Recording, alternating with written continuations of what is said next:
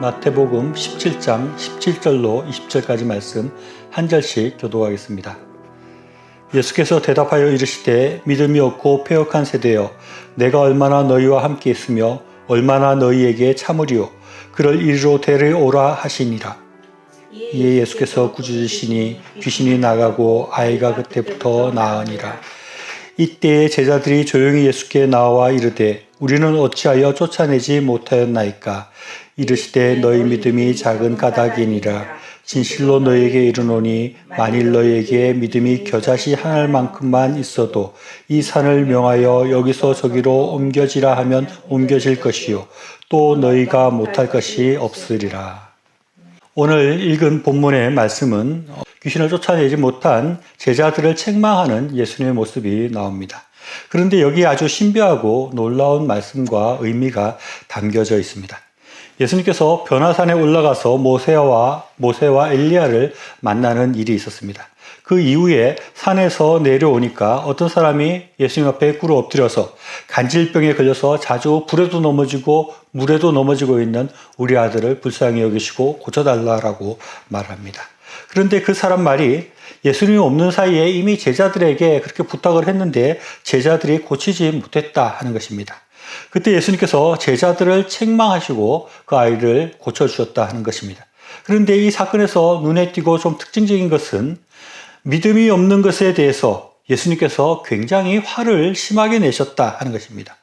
17절 말씀을 다시 보면 예수님은 믿음이 없고 패역한 세대여 내가 얼마나 너희와 함께 있으며 얼마나 너희에게 참으리요 라고 말씀하고 있습니다. 우리 생각에는 사람이 믿음이 좀 많이 있을 수도 있고 좀 없을 수도 있다고 생각을 하는데 예수님은 그게 그렇게 간단한 문제가 아니라는 것입니다. 예수님은 그렇게 믿음이 없는 것은 아주 큰 일이고 패역한 세대라고 말씀하시고 참을 수 없다라고 말씀하실 정도로 이것은 심각한 문제라고 말씀하는 것입니다.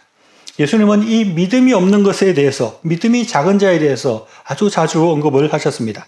마태복음 6장 30절 말씀을 보면 염려하지 말라고 말씀하시면서 오늘 있다 내일 아궁이에 던져지는 들풀도 하나님께서 이렇게 입히시거든 하물며 너희일까 보냐 믿음이 작은 자들아 라고 말씀하십니다. 또 마태복음 16장 8절에 보면 떡을 안 가지고 온 것을 걱정하는 제자들에 대해서 믿음이 작은 자들아 어찌 떡이 없음을 서로 의논하느냐라고 책망을 하십니다. 그리고 마태복음 14장 31절 말씀 보면 호기롭게 무리를 걷다가 물에 빠져드는 베드로에게 믿음이 작은 자여 왜 의심하였느냐라고 말씀하십니다. 이렇게 믿음이 작은 것에 대해서 예수님께서는 책망하시는 것입니다. 오늘은 이런 믿음이 작은 것에 대해서 또 반대로 큰 믿음에 대해서 생각해 보고자 합니다. 오늘 읽은 본문에서 귀신을 쫓아내지 못한 제자들이 그 비결을 묻는 데 대해서 예수님께서는 이렇게 말씀하십니다. 19절로 20절입니다. 이때에 제자들이 조용히 예수께 나와 이르되 우리는 어찌하여 쫓아내지 못하였나이까. 이르시되 너희 믿음이 작은 까닭이니라. 진실로 너희에게 이르노니 만일 너희에게 믿음이 겨자씨 한 알만큼만 있어도 이 산을 명하여 여기서 저기로 옮겨지라 하면 옮겨질 것이요 또 너희가 못할 것이 없으리라 라고 말씀하고 있습니다. 여기서 아주 흥미로운 예수님의 말씀이 있습니다. 예수님은 겨자씨 한 알만큼만 믿음이 있으면 산을 옮길 수 있다라고 말씀하는 것입니다. 겨자씨라는 것은 가장 작은 그런 것을 상징한다고 할 수 있습니다.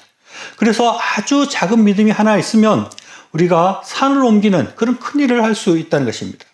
그런데 오늘 이 본문의 말씀은 사실 굉장히 해석이 어려운 부분이라고 할 수 있습니다. 예수님께서는 앞에서는 제자들이 병을 고치지 못한 것에 대해서 너희가 믿음이 작은 영고이다.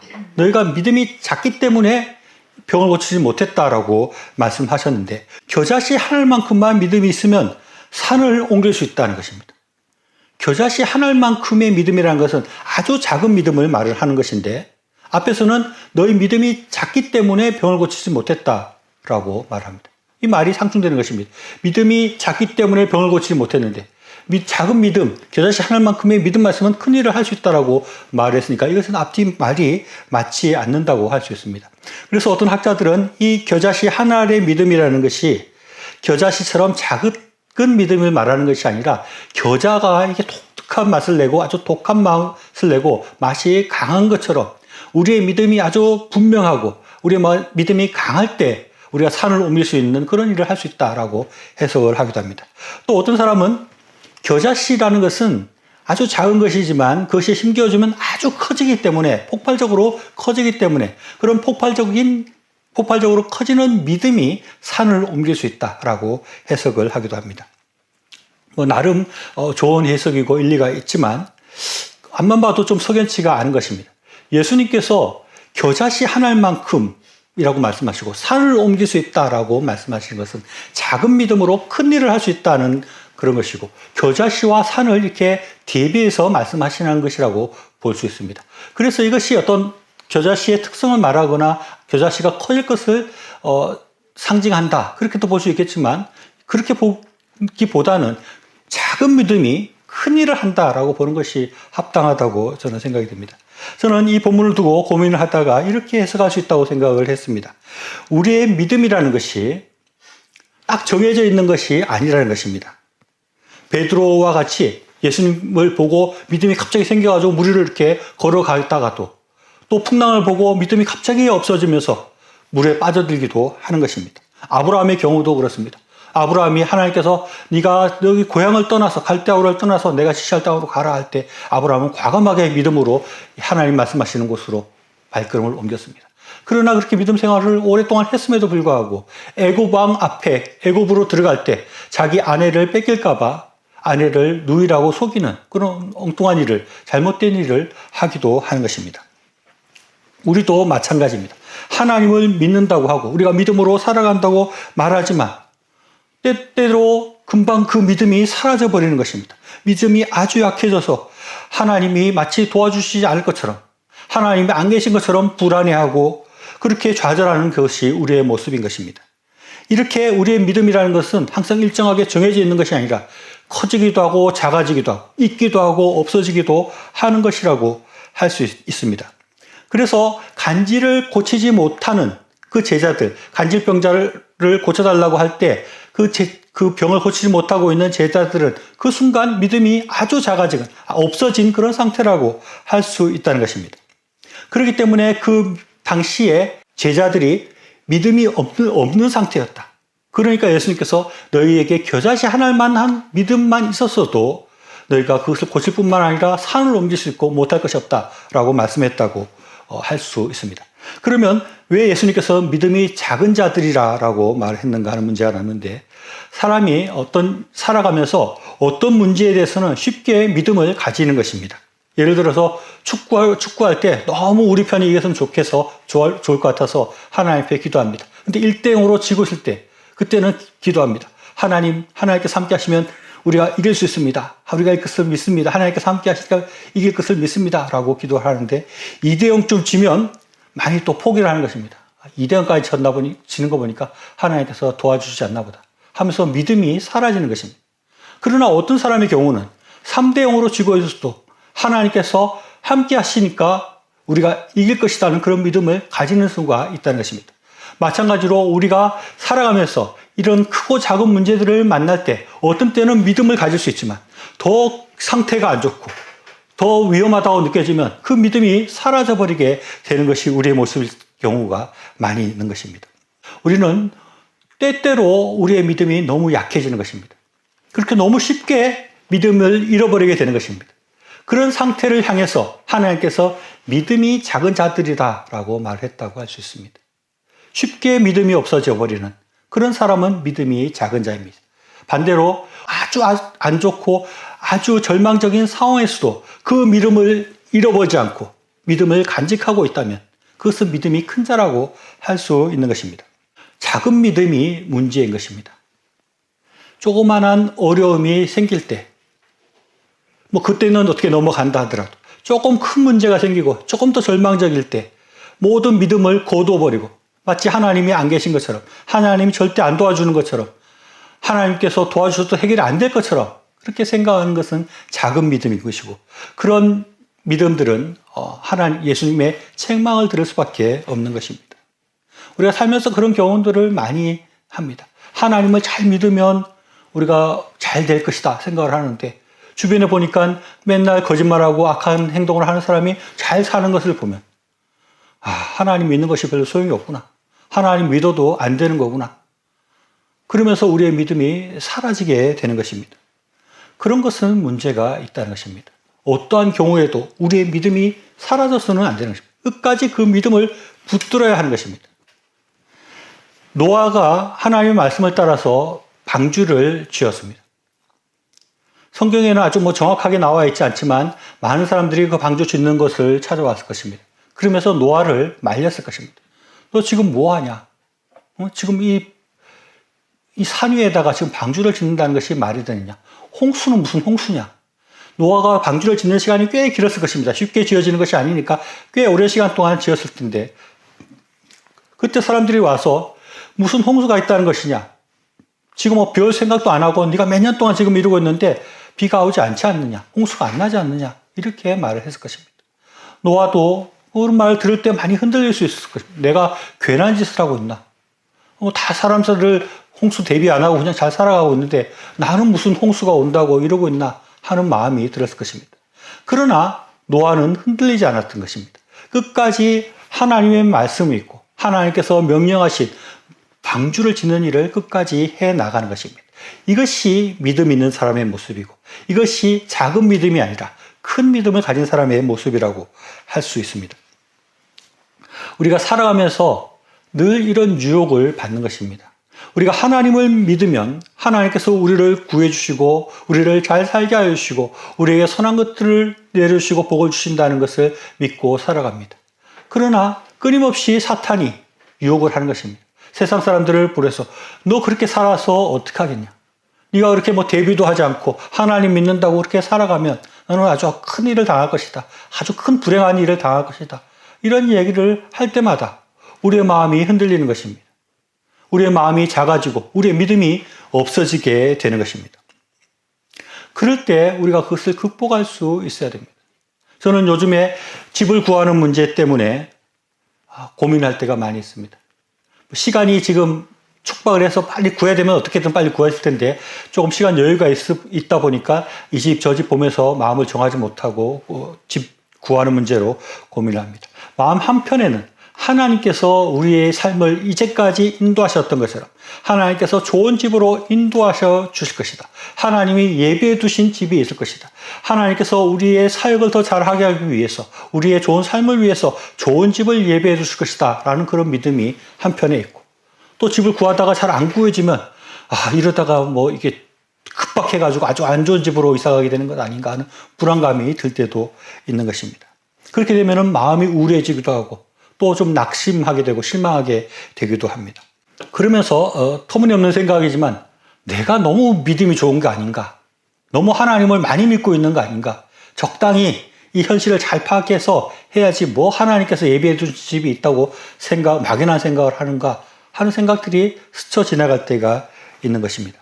축구에서 3대0쯤 지고 있으면 이거 지는 거라고 봐야지 하나님이 도와주시면 이길 수 있다고 생각하는 것 자체는 무리가 아닌가? 사람들이 그렇게 이야기하고 그런 생각들이 우리에게 드는 것입니다. 우리는 살아가면서 이러한 갈등에 늘 부딪힙니다. 하나님을 믿고 의지하는 그 마음과 이 세상적인 소리들, 사탄의 유혹들, 그런 하나님을 믿는 것이 아니라 이 현실을 잘 적응하는 것이 사는 것이다. 조금 거짓을 하고 조금 악한 일을 하더라도 세상 사는 사람들처럼 살아가는 것이 복을 받는 것이지 하나님께서 구하여 주시고 하나님께서 선한 자를 복 주신다는 그 믿음 갖고 살아가는 것, 그것이 진짜 올바른 것이냐 하는 그런 내적인 갈등들이 우리 속에 늘 생길 수 있는 것입니다. 그러나 우리가 분명히 알아야 할 것은 하나님을 믿지 않는 사람은 예수님의 책망을 들을 수밖에 없고 하나님을 믿지 않는 사람은 불행해지고 우울해지고 실패할 수 있지만 하나님을 믿는 사람이 예수님의 책망을 듣는 경우는 없는 것입니다. 네가 하나님을 너무 많이 믿었구나. 너의 믿음이 너무 크구나. 넌 잘못됐다. 성경에서 그렇게 말하고 있는 구절은 한 군데도 없다는 것입니다. 우리가 하나님을 더 많이 믿어서 더 크게 믿어서 우리가 손해보는 일은 결코 있을 수 없는 것입니다. 오히려 하나님을 너무 어처구니 없을 정도로 믿는 그런 믿음에 대해서 주님께서는 칭찬을 하시는 것입니다.